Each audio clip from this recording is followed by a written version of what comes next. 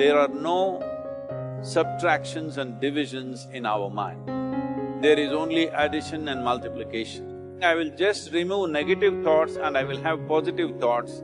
All the best, it's not going to work. It's just that you need to pay little attention as to how it functions. You will see there is a distinction between what is you and what you have gathered.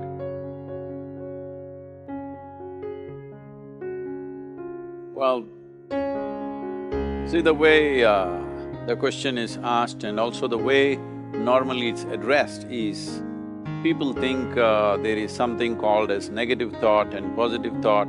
They want to remove the negative thoughts and have only positive thoughts. But such people, I would ask them to just experiment for 10-15 seconds.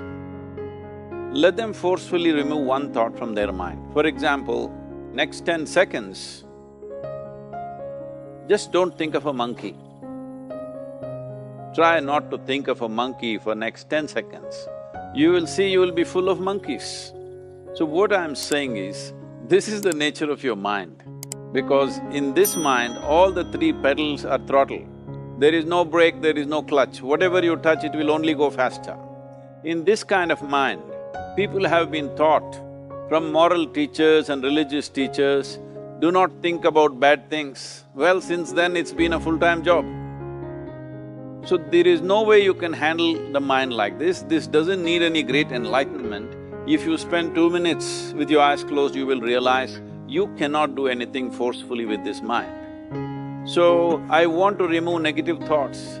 Do not ever go in this direction, because what you want to remove will become your quality. Always you will be on it. So what should I do? The thing is this, without understanding the fundamental mechanism of this mind, because our mind, human mind, is the most sophisticated computer on the planet. Even all the supercomputers have come out of this. When this is the case, is it not important that we understand the mechanics of how it functions? One simplistic aspect of how it functions is, there are no subtractions and divisions in our mind. There is only addition and multiplication. If you try to do something with it, it will say one more. If you try hard, it will multiply into many more. In this mind, you don't try to identify what is positive, what is negative and try to remove it. First of all, one needs to understand, this mind of yours, this body of yours is supposed to serve you. The life that you are is important. Body and mind are vehicles that must serve us. If you sit in a vehicle, it must go where you want to go. If it goes to its own destination, what is the point of such a vehicle? It's just a nuisance. Right now, most human beings are unfortunately experiencing this fantastic possibility of human mind as a nuisance, as a troublesome thing. Well, this is the most beautiful thing you have.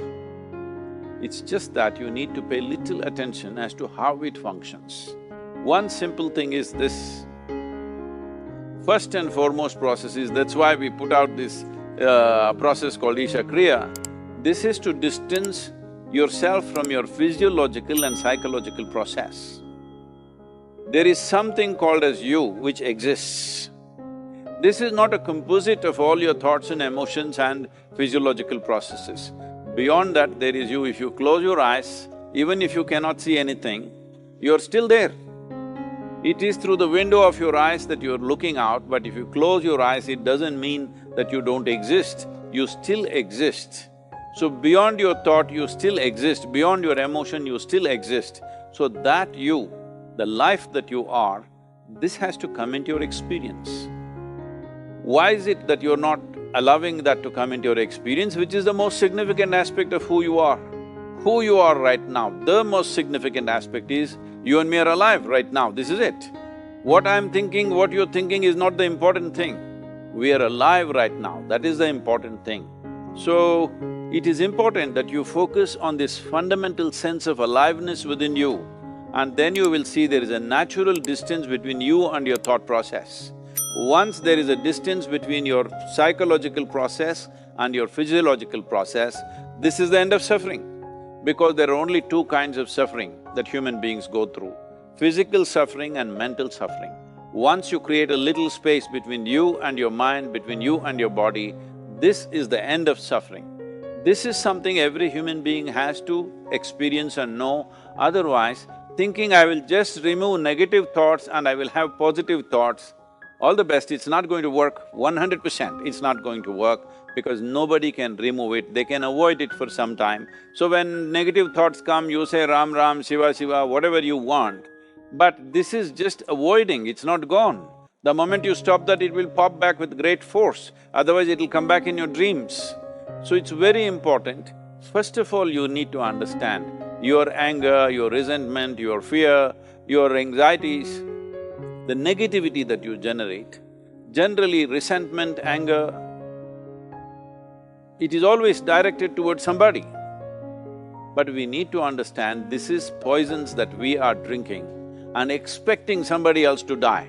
Fortunately, life doesn't work like that. If I drink poison, I die. If I drink poison, you don't die.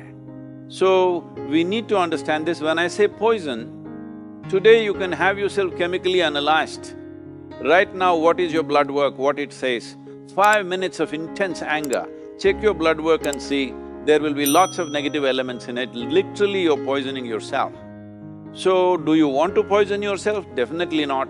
Now the very question is coming from certain helplessness, what shall I do? Don't do anything, just sit back and just concern yourself with something which is a life process. Maybe your heartbeat, maybe your breath, maybe just a sensation of being alive. Depending upon how sensitive or how perceptive you are, accordingly, find something. It could be a sensation in the body, it could be breath, it could be heartbeat, it could be anything, something which indicates life to you.